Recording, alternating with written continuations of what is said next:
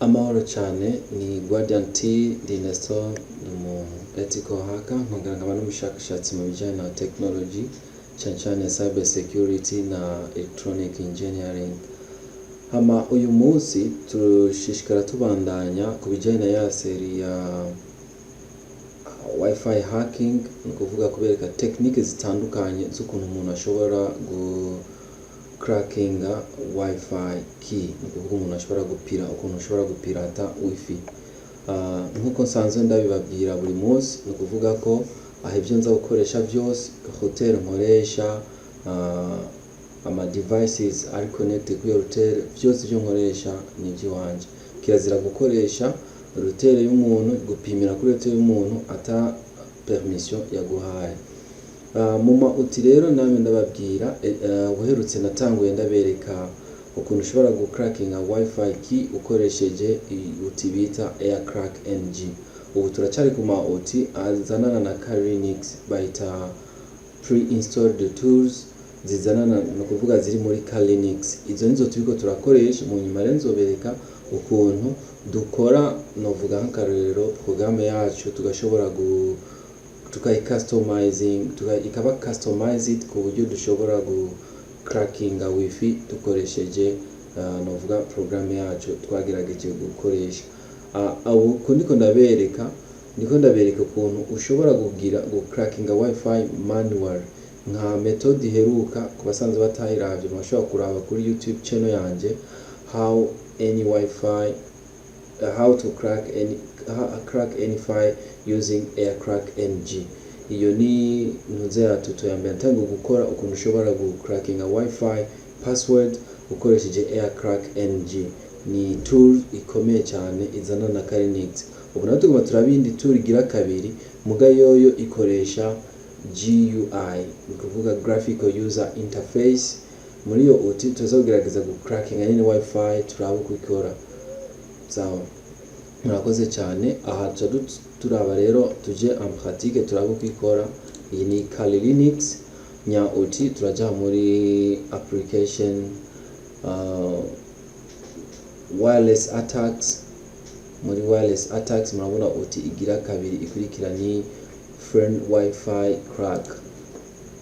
Rero reka ndabere ukuntu ikora. Kuvuga handiko ndayugurura, ihejeje kuguruka iza guca izana graphical user interface. Murabona yuko ifise interface utilisateur. Muri ico gihe rero ngaha barakubwira uselecting interface ni ya Wi-Fi adapter. Urashobora kurefreshinga kugira ngo urabe ko atazinzi connecte. Na connecte ko interface imwe. Ikintu cya mbere nkora nca scanner network. Ya Wi-Fi adapter iraza kuikonvertisa muri monitor mode. Ku video iheruka narabetse ukuntu ushobora gukonvertisa, ushobora guhindura Wi-Fi adapter muri monitor mode.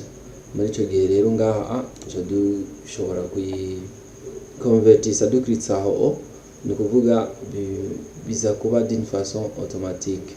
Okay, muri ico gihe murazi ama Wi-Fi arafise encryption rero zishoboka. Hariho za WEP na WPA. Ingani wireless encryption protocol, inani wireless protected access. Ingaha WEP ni mode de sécurité, novuga ni encryption iri weak, iri faible gose. Mu crackinga nta na dictionnaire kenewe, iri faible crack. Urashobora cracking ukoresheje technique nyinshi cyane. Umuhacker arashobora cracking akoresheje ubuhinga butandukanye, technique zitandukanye, kandi iroroshe gose. Muga WPA canke WPA2 zirameze nk'izigoye, bisaba dictionnaire hamwe n'andi ma technique atandukanye tuzogenda turaba.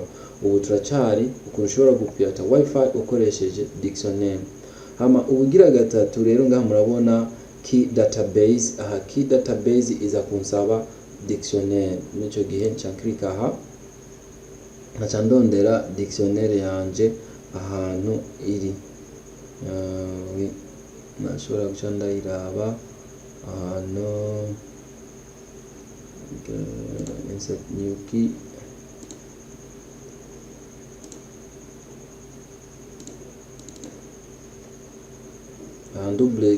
nginze gira double click aha kuri WPA2 ikinyereka ahantu noja ku browsinga kugira ngo nshobore gutora file irimo ki no kuvuga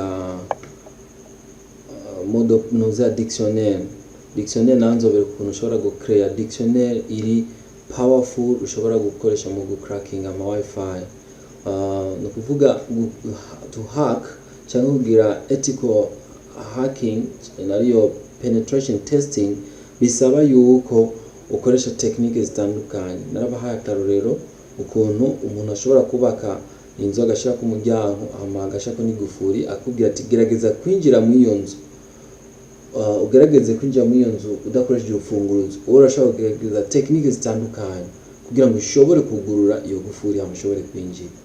Nico kimwe no muri penetration testing, ugerageza kwimvira combinations zishoboka, technique zishoboka ukazivangavanga kugira ngo ushobore kwerekana faiblesse icyo kintu gifise. Aha nk'umaka riko ndagerageza kwerekana faiblesse WPA2 zifise yuko ziri capable zishoboka ko bashobora kuzihakinga akinjiraho. Umuntu umwe niwe yavuze ati ngo nimba ugomba kuba tutankarerero ugomba kuba umuhacker, ni byiza ko wiyumvira nk'abahackers. Uteza kwiyumvira nk'abahackers nimba ugomba kuba umuhackers. Rero ntushobora kuvuga ati ngo je ngo ndi umuhinga muri iki na kiriya. Sawa, tubandanye rero. Aha ngaha ngomba ntore ico bita dictionary canke word list. Iyo word list rero ni irimo combinaison z'ama password mba nakreye. Okay. Hano turashobora kuja muri share ariyo word list, amanuka nkaraba file bita word list,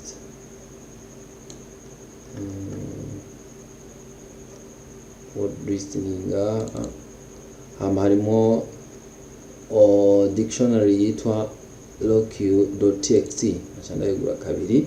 Meje kwishiramo rero ngaha candansa ngaha attack, murabona ngaha anseko attacked, ndashobora kugira automate acandangura kugira attack. Nukuvuga aha iriko iragira iratangura kwataka, murabona ngaha ko yagize ko nshobora kugira stop. Nukuvuga aha iriko iragira attack. Nukuvuga abantu mwaravye ya tuto iheruka y'ukuntu ushobora gukoresha aircrack ng, zirya commande zose nakoresheje manuellement mu gushobora gucrackinga wifi key, niyo ngaha ziko zirakoreshwa mugabo muri background mode. Aha ntitubona ibiriko biraba biriko biraba muri background mode. Winjiye rero muri no application urashobora kuyimodifya, urashobora kuraba ukuntu ikozwe, ugashobora kumodifya script. Narababwiye iciza cyo gukoresha open source operating systems nuko ushobora guhindura script, ushobora guhindura tools, ushobora guhindura programme kanaka ukandika ibyo cyangwa ugahindura ikindi kintu, ushobora guhindura ibintu byinshi.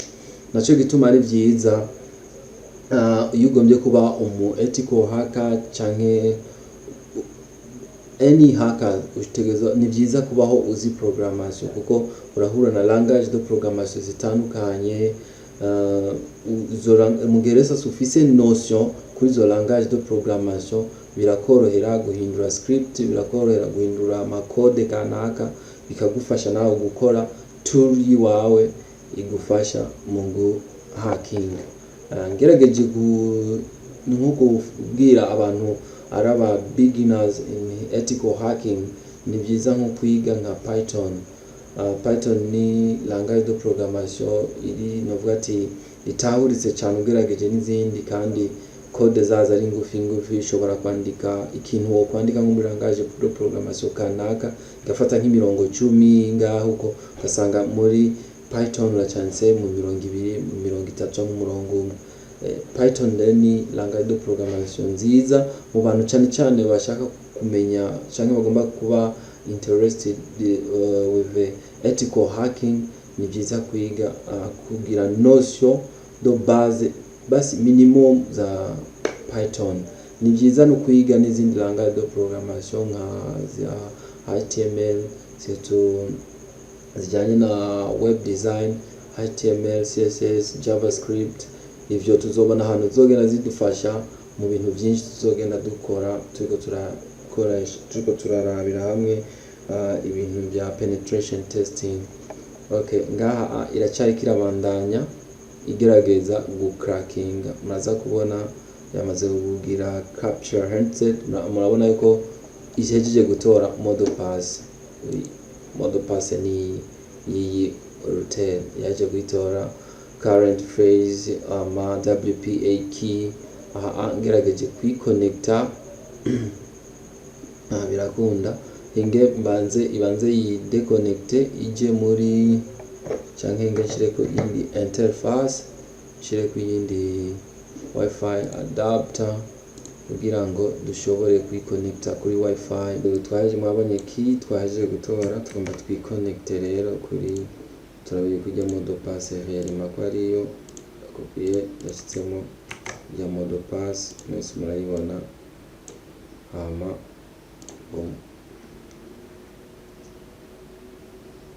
murabona neza yuko model pass twatoye ko ariyo. Sawa, murakoze cyane.